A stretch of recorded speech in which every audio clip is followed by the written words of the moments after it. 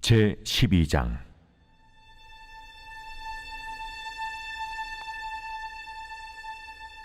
또 여호와의 말씀이 내게 임하여 이르시되, 인자야, 네가 반역하는 족속 중에 거주하는도다. 그들은 볼 눈이 있어도 보지 아니하고 들을 귀가 있어도 듣지 아니하나니 그들은 반역하는 족속임이라. 인자야, 너는 포로의 행장을 꾸리고 낮에 그들의 목전에서 끌려가라. 네가 네 처소를 다른 곳으로 옮기는 것을 그들이 보면 비록 반역하는 족속이라도 혹 생각이 있으리라. 너는 낮에 그들의 목전에서 내 포로의 행장을 밖에 내놓기를 끌려가는 포로의 행장같이 하고, 저물 때 너는 그들의 목전에서 밖으로 나가기를 포로되어 가는 자같이 하라. 너는 그들의 목전에서 성벽을 뚫고 거리로 따라 옮기되 캄캄할 때 그들의 목전에서 어깨에 메고 나가며 얼굴을 가리고 땅을 보지 말지어다. 이는 내가 너를 세워 이스라엘 족속에게 징조가 되게 함이라. 내가 그 명령대로 행하여 낮에 나의 행장을 끌려가는 포로의 행장같이 내놓고, 저물 때에 내 손으로 성벽을 뚫고 캄캄할 때에 행장을 내다가 그들의 목전에서 어깨에 메고 나가니라. 이튿날 아침에 여호와의 말씀이 또 내게 임하여 이르시되, 인자야, 이스라엘 족속 곧 그 반역하는 족속이 내게 묻기를 무엇을 하느냐 하지 아니하더냐. 너는 그들에게 말하기를 주 여호와의 말씀에 이것은 예루살렘 왕과 그 가운데 있는 이스라엘 온 족속에 대한 묵시라 하셨다 하고, 또 말하기를 나는 너희 징조라. 내가 행한 대로 그들도 포로로 사로잡혀 가리라. 무리가 성벽을 뚫고 행장을 그리로 가지고 나가고 그 중에 왕은 어두울 때에 어깨에 행장을 메고 나가며 눈으로 땅을 보지 아니하려고 자기 얼굴을 가리리라 하라. 내가 또 내 그물을 그의 위에 치고 내 올무에 걸리게 하여 그를 끌고 갈대아 땅 바벨론에 이르리니 그가 거기에서 죽으려니와 그 땅을 보지 못하리라. 내가 그 호위하는 자와 부대들을 다 사방으로 흩고 또 그 뒤를 따라 칼을 빼리라. 내가 그들을 이방인 가운데로 흩으며 여러 나라 가운데에 해친 후에야 내가 여호와인 줄을 그들이 알리라. 그러나 내가 그중 몇 사람을 남겨 칼과 기근과 전염병에서 벗어나게 하여 그들이 이르는 이방인 가운데에서 자기의 모든 가증한 일을 자백하게 하리니 내가 여호와인 줄을 그들이 알리라. 오늘 우리에게 주시는 하나님의 말씀은 에스겔 12장 1절로 16절입니다. 8장부터 11장에서 에스겔은 하나님의 손에 들려져 바벨론에서 예루살렘으로 옮겨졌습니다. 그는 그곳에서 성전에서 행해지는 온갖 우상 숭배의 광경을 목격하게 되었습니다. 그리고 그런 유다 백성들을 향해 하나님의 심판의 말씀이 선언되었습니다. 이제 12장부터는 새로운 단락이 시작되는데요. 12장부터 24장까지 이스라엘의 멸망에 대한 하나님의 심판의 메시지가 여러 다양한 형식으로 전해집니다. 1절과 2절입니다. 또 여호와의 말씀이 내게 임하여 이르시되, 인자야, 내가 반역하는 족속 중에 거주하는도다. 그들은 볼 눈이 있어도 보지 아니하고 들을 귀가 있어도 듣지 아니하나니 그들은 반역하는 족속임이라. 1절과 2절은 이스라엘 백성들의 영적인 상태에 대해서 말하고 있습니다. 이후에 3절에서 하나님께서는 에스겔에게 백성들을 향해 그들이 바벨론의 포로로 끌려갈 것을 상징 행위로 전하라고 명하십니다. 2절은 에스겔이 그렇게 상징 행위로 그들에게 메시지를 전해야 하는 배경인 것이지요. 먼저 하나님께서는 이스라엘 백성에 대하여 그들이 반역하는 족속이라고 말씀하십니다. 반역하는 백성이란 패역한 또는 반항하는 백성이라는 의미입니다. 그러니까 이스라엘 백성의 가장 큰 특징은 하나님의 뜻과 말씀을 끊임없이 거부하고 무시하는 것이지요. 어떻게 그들이 하나님의 뜻과 말씀을 거부하고 무시했을까요?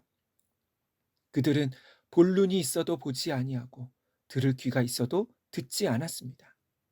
다시 말해 이스라엘이 멸망한 이유는 그들이 하나님의 뜻과 말씀을 몰라서가 아닙니다.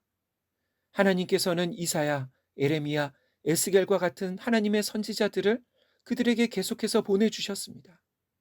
그런데 문제는 그들이 선지자들의 메시지를 듣지 않은 것이지요. 왜 그랬을까요?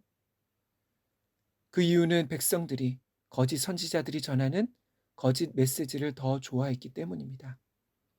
내일부터 살펴보게 될 12장 17절부터 14장까지는 참 선지자 그리고 거짓 선지자에 대한 말씀이 나옵니다.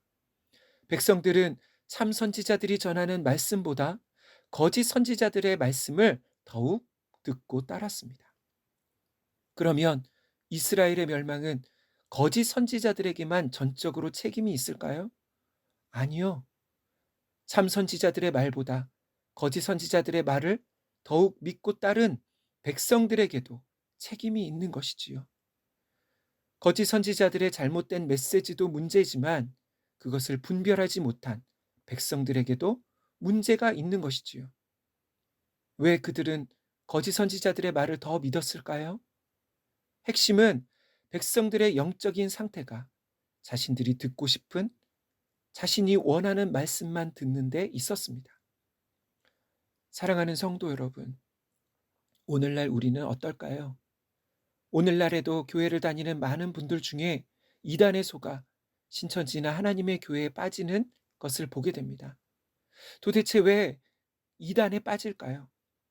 이단에 속는 사람들이 어리석어 보일지도 모르지만 사람들이 속는 이유는 이단이 말하는 메시지에 어느 정도 진리가 섞여 있기 때문입니다.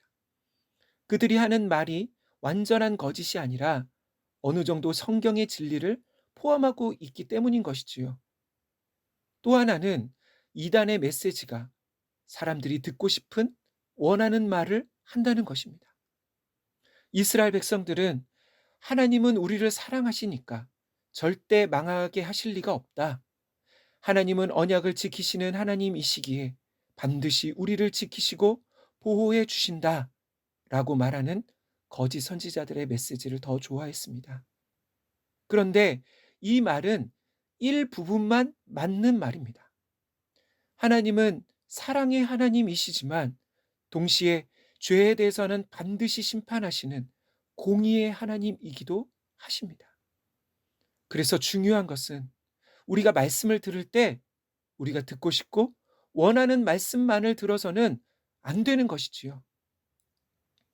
이제 3절부터 하나님께서는 에스겔에게 사람들의 목전에서 포로로 끌려가는 모습을 상징 행위로 전하라고 명하십니다. 특별히 3절부터 7절까지 그들의 목전에서 라는 표현이 6번이나 반복됩니다. 다시 말해 에스겔은 이 상징 행위를 많은 사람들에게 분명하게 전해야 하는 것이지요. 8절은 에스겔의 이러한 모습을 보고 사람들이 그에게 이것이 무슨 뜻이냐고 질문할 때 해석해 주라는 말씀입니다. 그때 에스겔은 하나님께서 너희를 심판하실 것이다. 예루살렘은 멸망하고 너희는 바벨론의 포로로 끌려가 거기서 죽는 날까지 다시 고국으로 돌아오지 못할 것이라고 전해야 합니다. 그러나 그것이 끝이 아닙니다. 15절과 16절입니다. 내가 그들을 이방인 가운데로 흩으며 여러 나라 가운데 해친 후에야 내가 여호와인 줄을 그들이 알리라. 그러나 내가 그중 몇 사람을 남겨 칼과 기근과 전염병에서 벗어나게 하여 그들이 이르는 이방인 가운데서 자기의 모든 가증한 일을 자백하게 하리니 내가 여호와인 줄을 그들이 알리라. 아멘. 이 말씀이 이 예언이 성취될 때 백성들은 비로소 하나님이 여호와이심을 알게 될 것입니다. 그러나 멸망과 심판이 끝이 아닙니다. 하나님께서는 그들 중에 몇 사람을 남겨 칼과 기근과 전염병에서 벗어나게 하셔서 심판 가운데 살아남은 자들이 있게 하실 것입니다. 그리고 그때 사람들은 자신들의 죄악을 깨닫고 회개하며 하나님께 돌아올 것입니다. 이것이 하나님의 계획인 것이지요. 심판이 끝이 아닙니다. 하나님은 심판을 통해 진정한 하나님의 백성들을 가려내십니다. 누가 남은 자일까요? 심판 중에 자신의 죄악을 깨닫고 회개하며 돌아오는 자, 그들이 참 하나님의 백성입니다. 거룩하시고 사랑이 많으신 하나님 아버지, 이스라엘의 멸망은 그들이 하나님의 뜻과 말씀을 몰라 망한 것이 아니라 듣지 않음으로 망했음을 보게 되었습니다.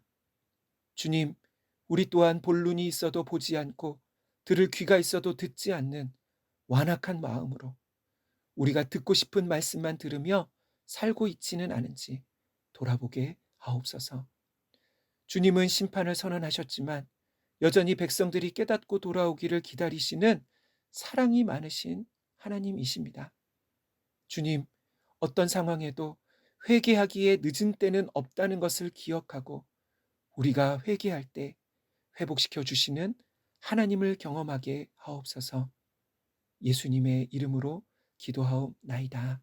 아멘.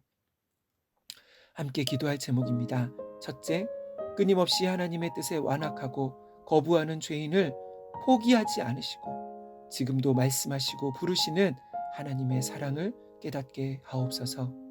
두 번째, 하나님의 뜻과 말씀을 분별할 수 있는 영적인 분별력과 깨닫는 마음을 주옵소서. 마지막으로 우리가 회개하고 돌이킬 때 하나님의 은혜와 회복을 경험하게 하옵소서. 함께 기도하겠습니다.